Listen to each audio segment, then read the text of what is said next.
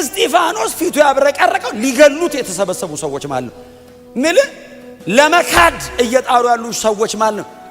ፊዚካሊ እዚህ ላይ ሲመጣ ፊቱ ነው የሚያበራው ተባው። አዎ የአማልክት ልጅ ያዩ አይደል እስኪ መስላቸው ድረስ ፊቱ አበራ ይላል። ተነጋገሩ። ቁርበቱ እያበራ ነው አሉ። አዎ ለኔ ብቻ አይደለም የሚታየኝ። አዎ ሰው ግን ከባድ ነው። ፊትህም እያበራ ይወግራል። ህግ እኮ ከባድ ነው መንፈስ ካልነካ። ይሄንን ሲሰብክ ሳውል የተባለው አይደል ጎበዝ ገና ጳውሎስም ገና ያንግ ነው። በጣም አግሬሲቭ ነው እና ይጠብቀው ነበር።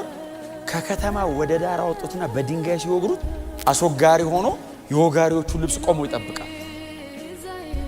እስጢፋኖስን ካስገደለ በኋላ አይደል ምዕራፍ 7 ላይ ካስገደለ በኋላ ምዕራፍ 8 ላይ አማኞች በሙሉ ሲሰደዱ አላበቃም ጳውሎስ አይደል ሳውል የሚሉትም አይደል የሚለው ምዕራፍ 8 መጀመሪያ ላይ ሳውል የሚሉትም በአንዳንድ መንደሮች እየዞረ ለማሳሰርና ለማስገደል ፈቃድ ተቀብሎ ይሮጥ ነበር።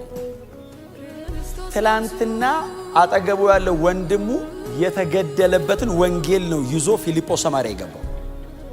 ትላንትና ይህን ልጅ ጓደኛውን አስገድሎበታል። ያስገድላል ማለት ነው። አሁን ሲሰብከው ይቀበሉኛል፣ ይሰሙኛል፣ ያዳምጡኛል ብሎ አይደለም። ትላንትና አጠገቡ ያለ አብሮት የሚያገለግለው ወንድም በድንጋይ ተወግሮ ተገሏል።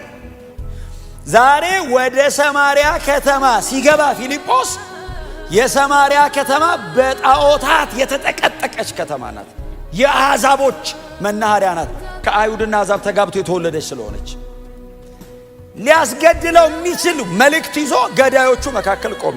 ወደ ሰማርያ ከተማ ወረደ።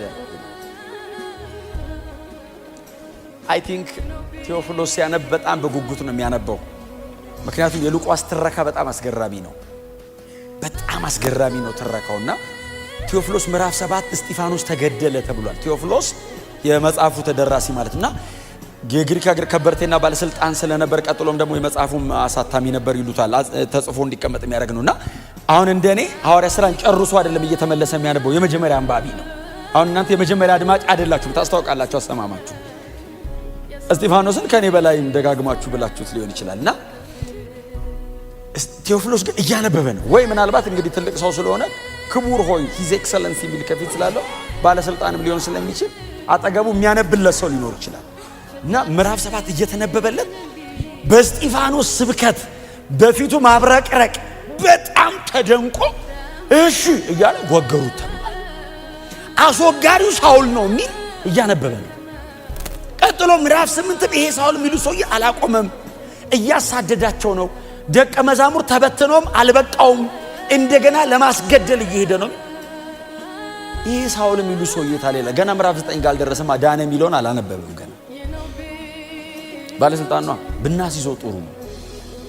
ወንጌል ቢሄድ እያነበቡለት ፊልጶስ ሰማርያ ከተማ ወረደ ሲል እሺ ቀጥል። ከዛስ ወርዶ ምን አረገ?